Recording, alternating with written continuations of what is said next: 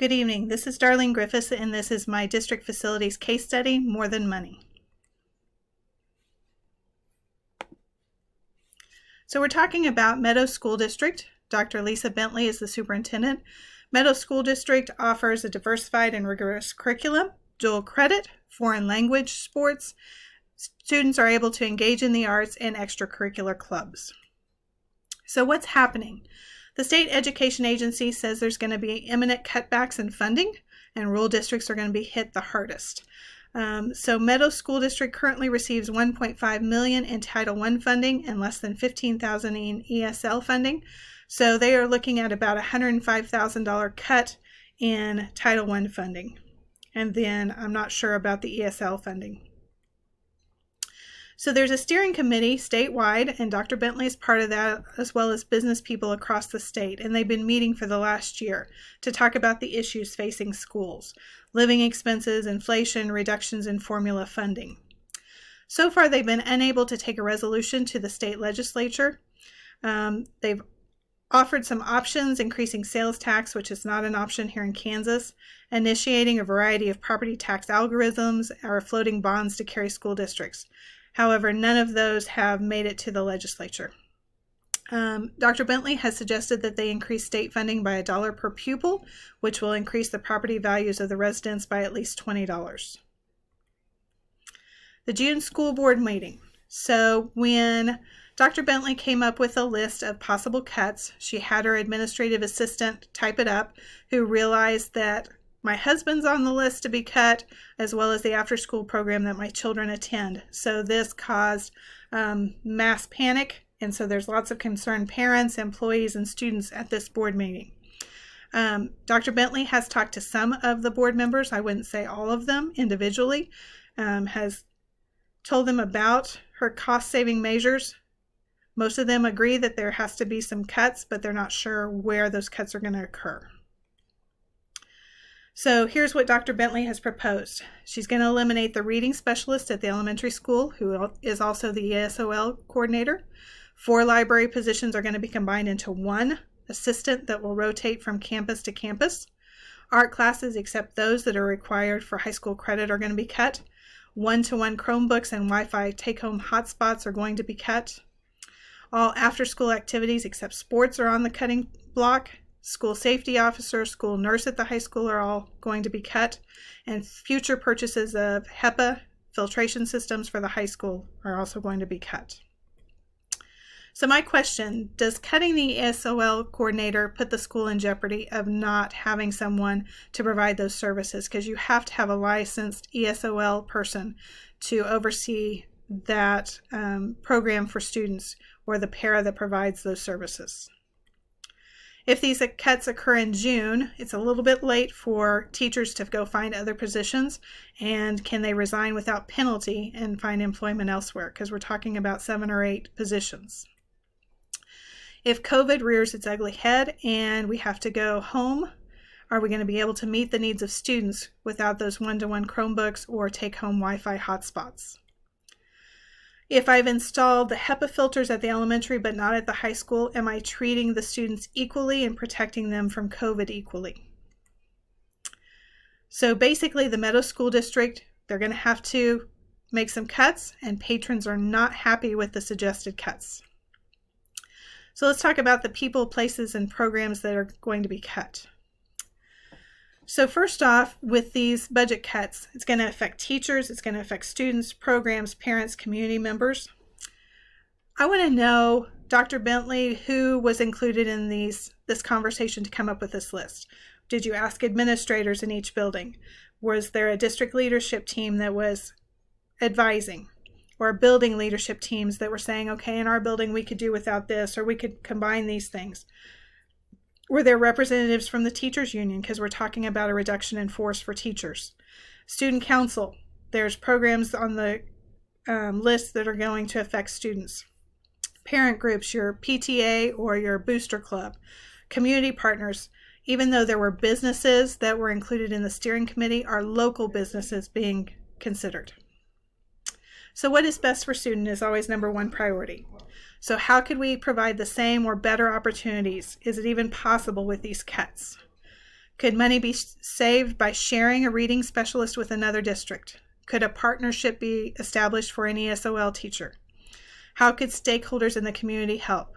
Would there be somebody to volunteer in the library at each of the buildings when the instructional assistant is not there, or come in and share their art expertise, or come in and volunteer and take care of after-school children?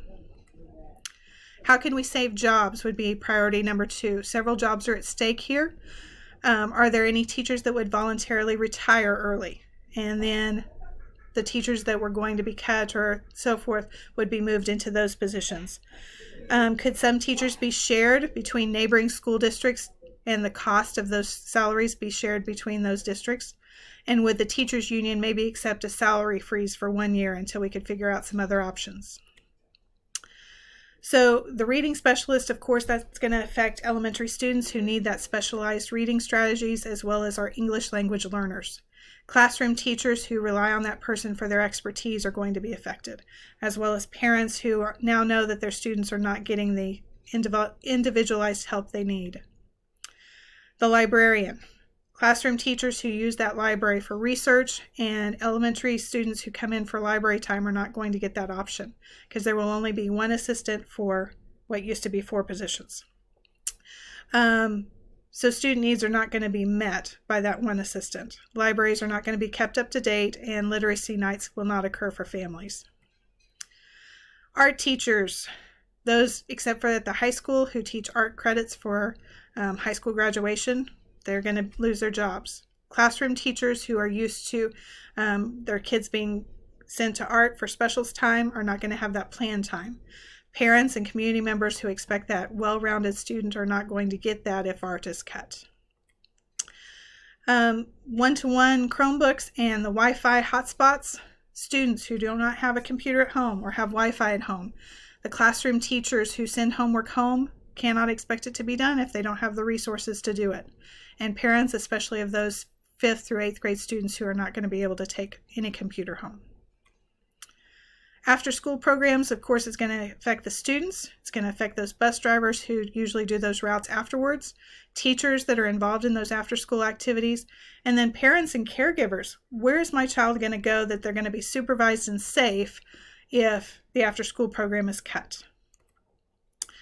The school resource officer, that's going to affect the high school students. Administrators are going to have to deal with more situations that the school resource officer used to take care of, as well as counselors.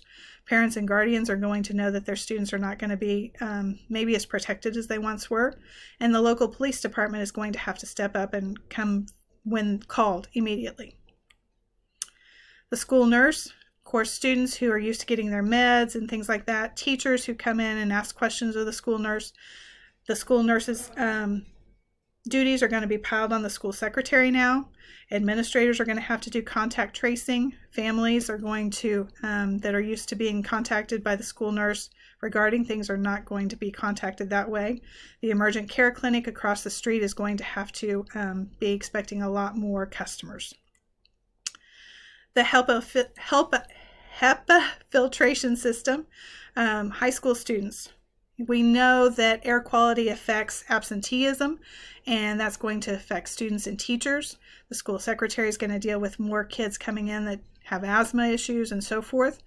Administrators are going to have to do more contact tracing because the air quality is not going to be as good, and COVID-19 is going to be passed more easily. Those local HVAC companies are not going to be able to install those units like they had planned on. So, evaluating our options, what are our needs? We want to continue to educate our students, we want to save as many jobs as possible, and we want to maintain safety for students and staff. So before I made a decision, I would want to know what are the cost savings associated with each option? How many children will be affected by each option? How many employees will lose their jobs? How many staff will be asked to cover these positions for students? And what effects will there be to families, long-term and immediate? Faculty will be asked to fill positions that have been eliminated. Okay, so ESOL's teacher is going to have that duty on top of their regular classroom duties if they're certified.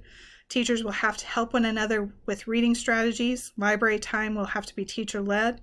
Elementary and middle school teachers will have to provide their students with art experiences within the classroom. Access to library sources for students will be limited. Art only available for high school students. The one-to-one Chromebooks and home Wi-Fi hotspots will not be available, especially for 5th through 8th grade students. After-school activities will not be available, so where are those students going to go? There will be no school resource officer or a nurse, so they'll have to rely on the local police department and emergent care across the street. And those HEPA filters, how's that going to affect student health? Parents, they're going to be affected because their kids are not going to get that extra help for reading and English language. Library resources are not going to be available like they once were. Art opportunities are not there for their children. Chromebooks and hotspots are not going to be available for take-home. After-school activities, what are they going to do with their children who normally go to those after-school activities? Again, student safety is an issue because there'll be no school resource officer and no nurse. And the HEPA filtration systems, I would be upset if they were at the elementary but not at the high school. That's just not equal. Community members, there's going to be a loss of jobs. Families are going to have to move elsewhere. There's going to be less opportunities for students. And where do the students go after school? Emergent care needs to be prepared for an influx of people and testing, and HVAC companies are not going to get the business that they were once planning on. So how could community members help with this dilemma? I would want to include them in those conversations. So how do I make these decisions? Well, I would definitely gather more data than what was provided.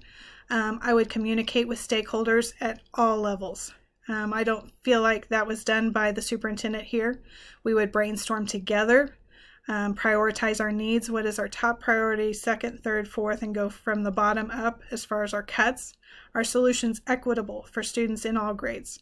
Are resources meeting the needs of our students, or do we need to reallocate? And then implement the plan with support from all stakeholders so that everyone has input. And even though we are having to make some cuts, everybody feels that it's equitable and what we need to do to make sure that students are taken care of no matter what. So thank you for listening and happy Thanksgiving.